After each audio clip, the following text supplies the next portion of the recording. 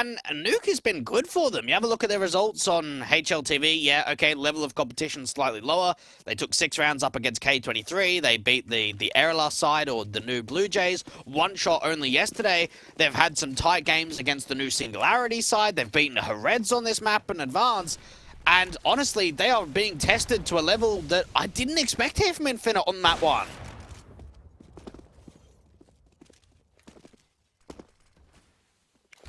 Kill found already against Collins. Up the rifle in the battle towards outside. Easy pickings for Raga, it felt like. Serini also caught some tag damage.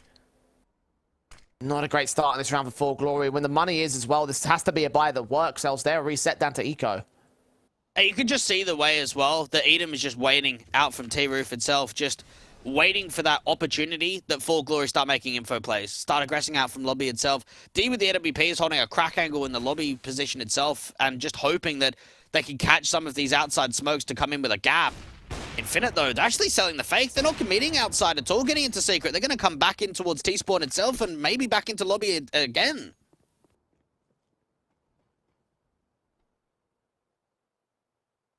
Rotations out, the T is trying to walk in, eat him.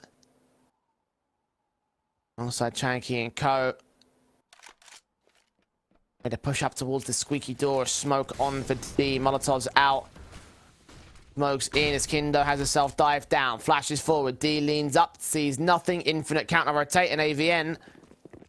You can hear these footsteps, those that are all inbound towards the B side. What can you do to hold up against them? First casualty seen on Zeus. Secondary 1v1 given up. Man's a triple on the spray. Not quite getting the kill for it, but a dink down onto Vraga could still work out well. 3-on-3. Chanky and Serini not checking. Oh, this could be massive. 2-kill spray. Vraga's left alone at low HP and has no chance of winning this round. They're out of dodge. They're saving the weapon.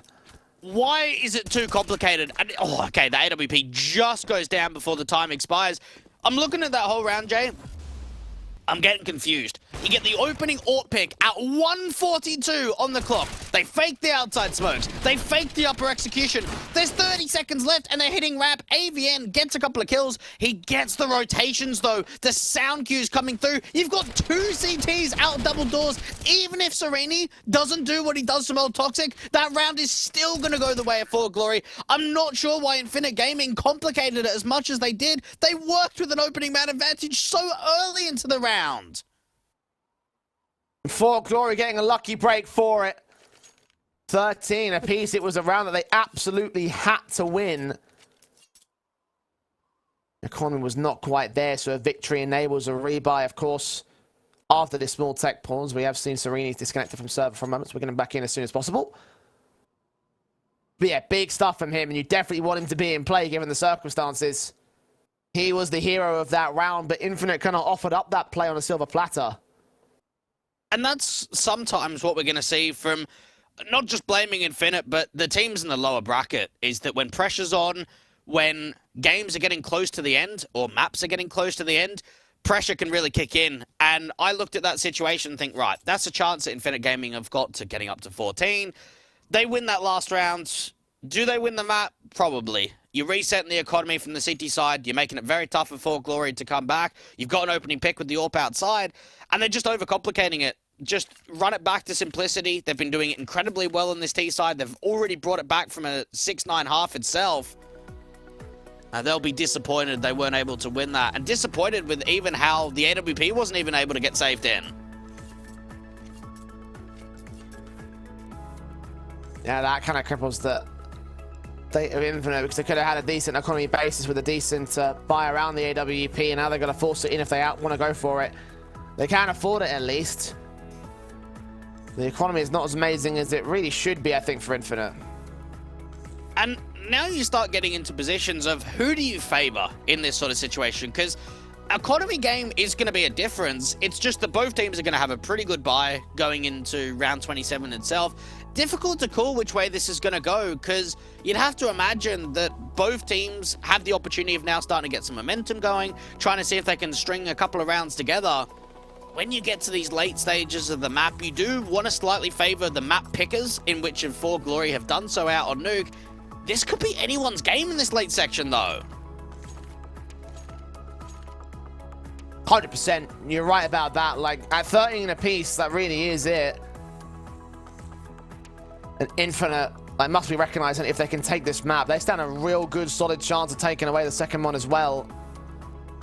Because we all talk about Ancient and how great of a map it is for Infinite and all the potential that 4Glory have, but that's the key thing. It's potential. It's not proven. Yeah. It's not known as to whether or not they could really beat a team like Infinite on their own map pick. So a victory here sets them up for a 2-0 confrontation and a hell of a win for the Romanians if they can get it.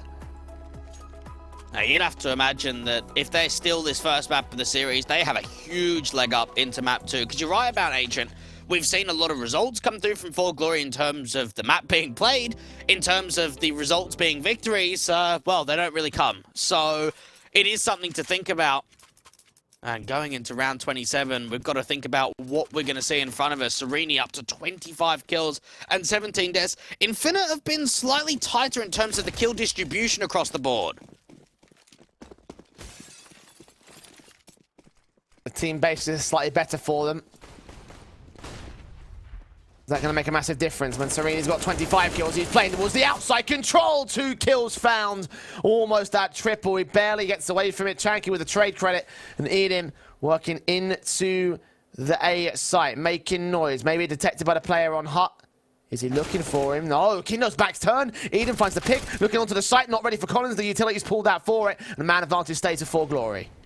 That was a really good attempt from Eden, just walking through, doesn't quite multi-frag at all, does open up the opportunity of a lurk smoke to go in for a vent dive. Collins looks for more.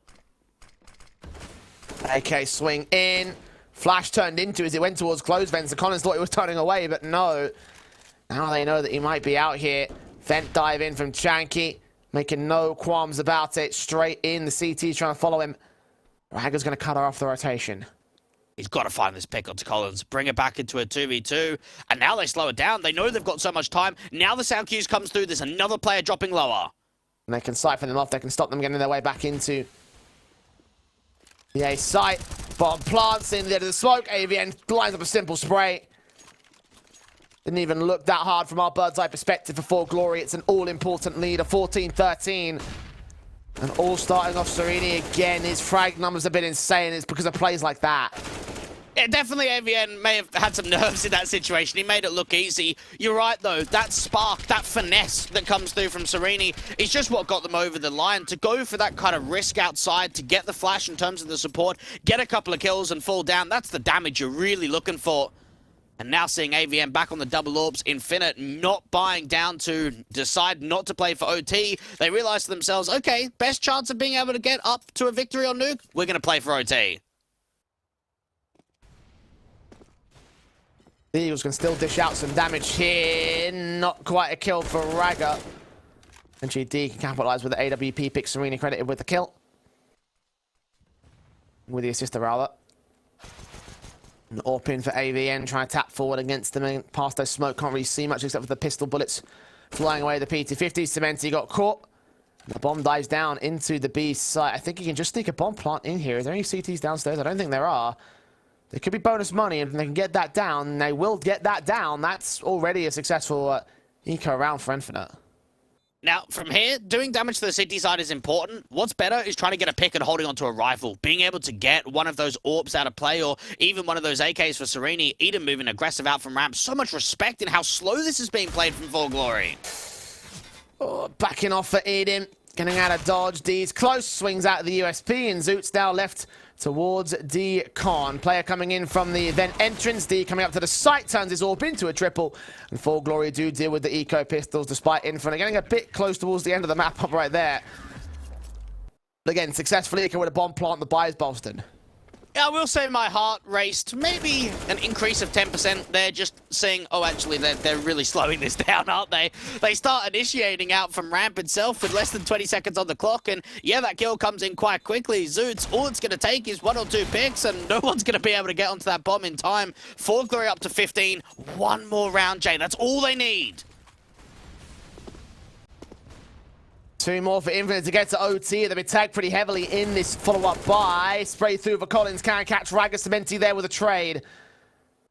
Need a wrap towards the outside. Try and look in from the garage entrance. We've got Eden trying to go for a backstab all the way up towards the observation window. Taking an engagement against Serini. Can't quite win out those fights, though.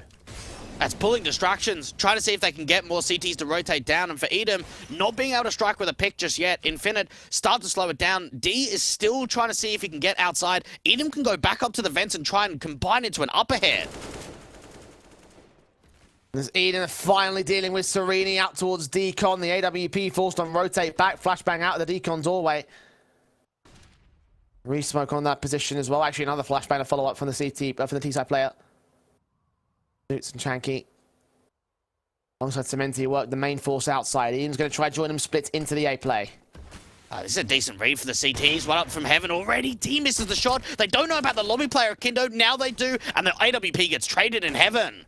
Know exactly where Kindo is as well. Smoke to suppress him. Bit of cover off from the event's entrance. The M4 coming forward. Molotov in. Zoots hears the footsteps and the knife pulled out. The wrong possible timing. Leaving AVN left to save. Surely in this 1 versus 3, he's got no chance. I don't even think he'll know why he pulled out his knife in that sort of situation. It's not going to really help him evade that molly any quicker. AVN slightly inconsistent with this AWP. They're going to try and go hunting, deal with this last player. Does do some exit damage onto Chanky. It was just how quickly D fell in that heaven position, just wrecked that whole round together.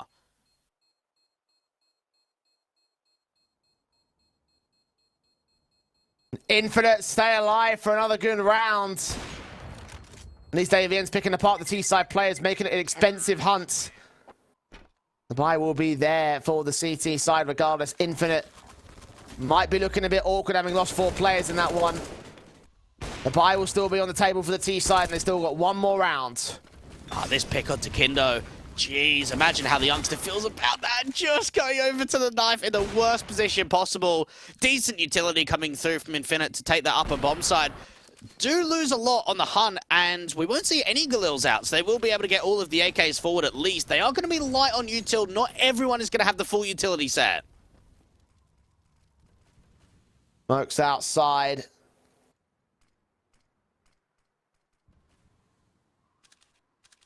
AVN watching with the AWP, flashed, completely evaded, gets his kill, opens up against Cementi, falls back out of dodge D with your crossfire, lands the collateral tag and a kill on Eden, and just like that, Infinite have lost 2, nearly 3.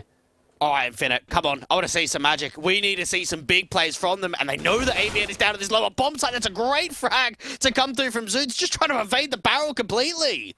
All-important pick for him. M4 leans up for Serini, but Ryger gets his kill and the bomb gets planted for all Toxic. 3v3 retake.